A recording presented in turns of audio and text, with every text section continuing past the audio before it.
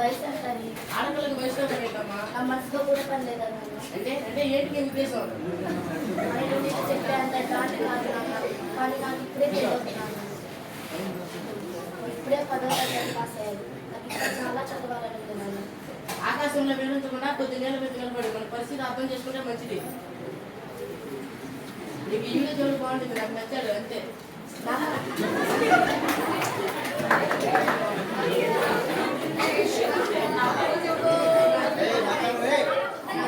అయిపోయింది అది నాకు అనిపిస్తుంది.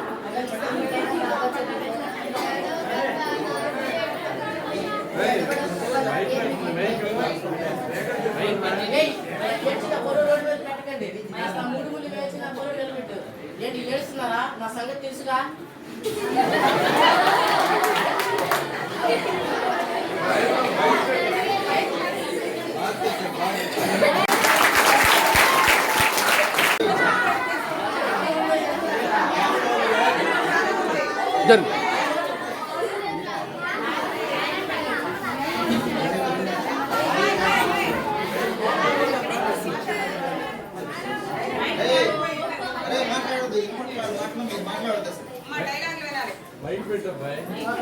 ఏంటా పెళ్లి నడక? పెళ్లి మీకు కాదు, నా కూతురికి. తొందరగా రండి.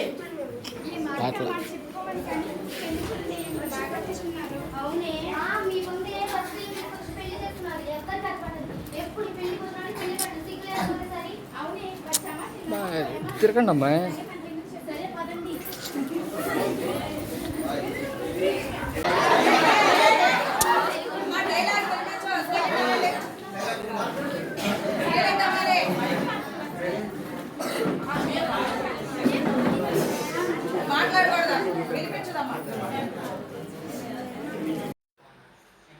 గీతకు కుమారుతో పెండ్లి అయిన కొన్ని సంవత్సరాల తర్వాత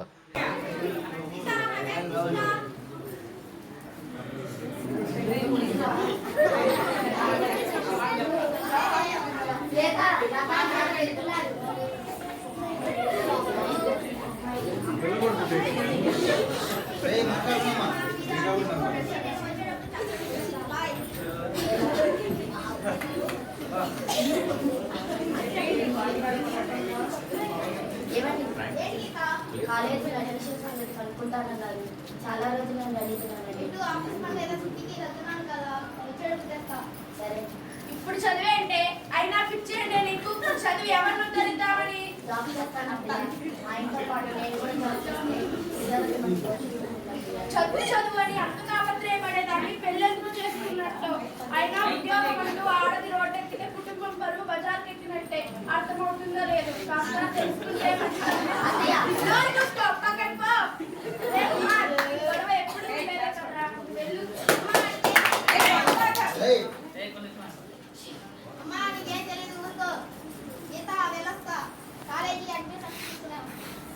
ఏమే చూస్తా ఎన్నాళ్ళు ఎలా సాగిస్తావో నేను చూస్తా. అవకాశం దొరకని ఏం చేస్తానో చూడవే.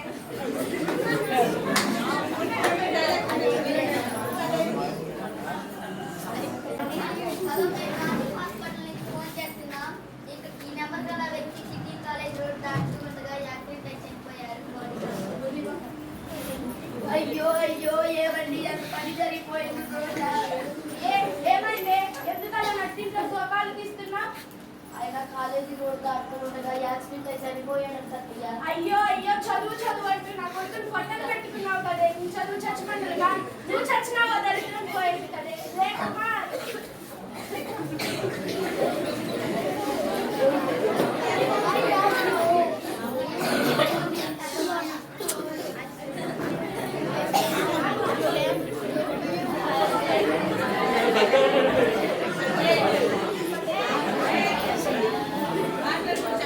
నా కొడుకుని చంపేసి నా ఇంట్లోనే ఎలా తిరుగుతుంది? సిగ్గు లేకుండా పోవే బయటికి.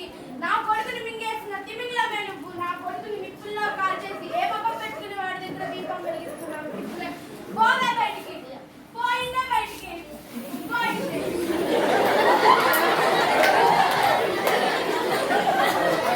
అత్త గంటేస్తే పుట్టింటికి వచ్చిన తర్వాత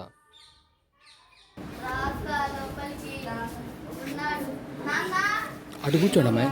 అయిపోయిన వాళ్ళు అటు కూర్చోండి.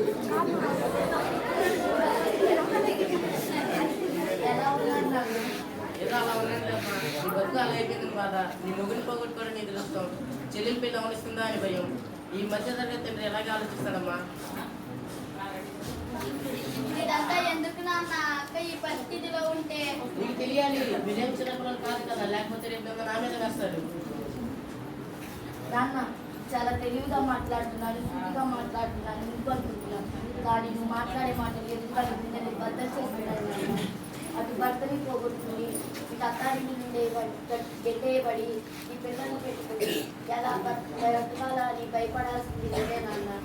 ఆ రోజు చదువుకోవాలని ఆశగా ఉన్న నీ మాట కోసం తలవంచినందుకు భయపడాల్సింది బాధపడాల్సింది నేనే నాన్న. అంటే నీ జీవితం నాశనం చేసింది నేనే అంటారు. మీ కర్మకి ఎవరినంటే ఏమొస్తుందో? పెళ్లిడికి వచ్చిన కూతురు ఇంట్లో పెట్టుకున్నప్పుడు ఇయ్యాల జనం మొహం మీద. ఏంటి నాన్న ఇదంతా? ఊరుకో. ఏయ్ మీకేం తెలియదు, నోరు చూసుకున్నాను.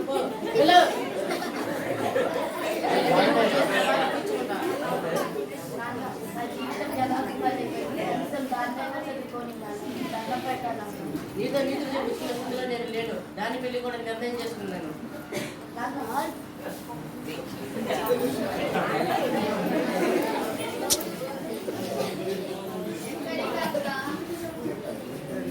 ఇల్లు కన్న తండ్రి లక్కునే తెచ్చుకుంటారేమో అని ఇక్కడికి వచ్చాను, కానీ నాకు అదృష్టం లేదు. నాన్నకి నేను నచ్చ అక్క. బంధాన్ని నిలుపుకోవాలంటే కావాల్సింది నచ్చ చెప్పే మాట కాదు, ఇక్కడ కొంచెం ఓదార్పు చేయాలి. కానీ బాధ ఎక్కడేస్తుందంటే నాలో ఉదయం కలుగుతాయి. నా కాలాన్ని నేనే నెరవేర్చుకోలేకపోయాను. ఆ రోజే నాన్నతో గట్టిగా ఉంది మరి. అది ఉందా మౌత్? ఈరోజు నా పిల్లలు నేను నా పిల్లలు ఇలా రోడ్డు మీద పడాల్సిన అవసరం వచ్చేది కాదు.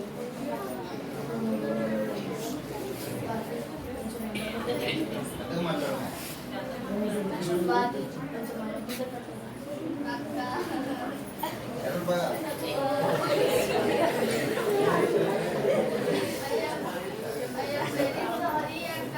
కనీసం అన్నం తిన్నావా అని కూడా అడగలేదు. ఇప్పుడే వస్తా.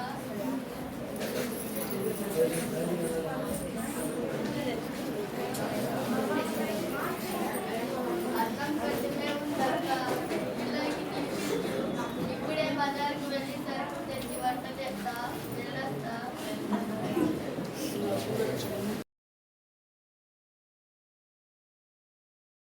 ఎవరేమనుకున్నా పర్వాలేదు, చెల్లెలు పెళ్ళిని ఎలాగైనా తప్పించాలి. ఎక్కడికి వెళ్ళాలో తెలియక చివరి ప్రయత్నంగా ఇక్కడికి వచ్చాను.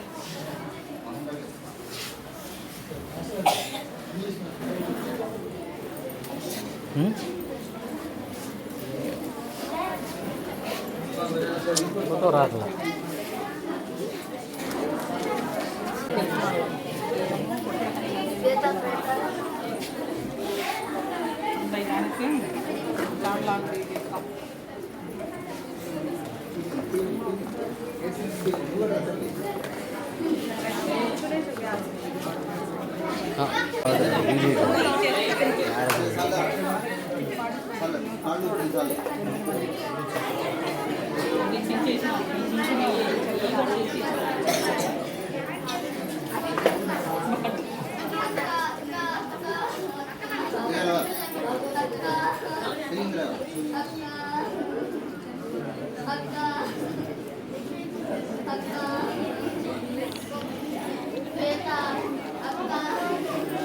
ఇది రావట్లేదు ఫోటో.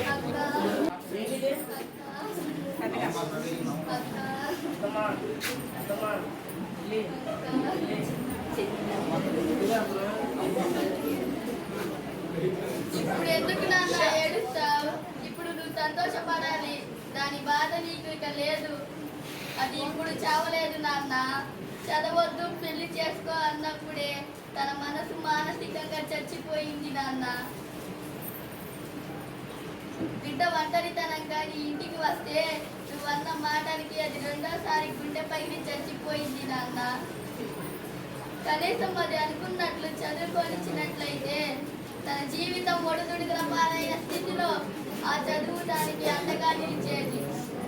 నా కాళ్ళ మీద నేను నిలబడగలను అనే భరోసా వచ్చేది, బ్రతికించేది.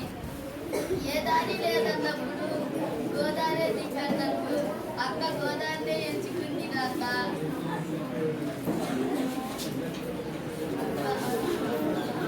బరువు దించుకుందామనుకున్నానే కానీ ఇలా బాల్య వివాహాలు చేసి ఆ బరువు బిడ్డల మీద పడేసి నాట్యం చేస్తుందని తెలుసుకోలేకపోయానే. ఇవి ఆత్మహత్యలు కాదు, ఒక తండ్రి మాటలతోనూ చేతులతోనూ చేసిన హత్యలు. గీతమ్మా, గీతమ్మా, గీతమ్మా.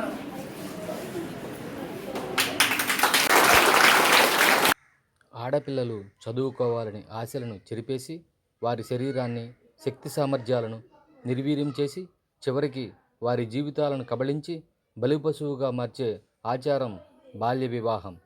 ఈ 21వ శతాబ్దంలో కూడా బాల్య వివాహాలు జరుగుతూ ఉండడం విచారకరం. వీటిని ప్రతి ఒక్కరూ ఖండించాల్సిన అవసరం ఎంతో ఉంది. ఒక్కసారి ఆలోచించండి.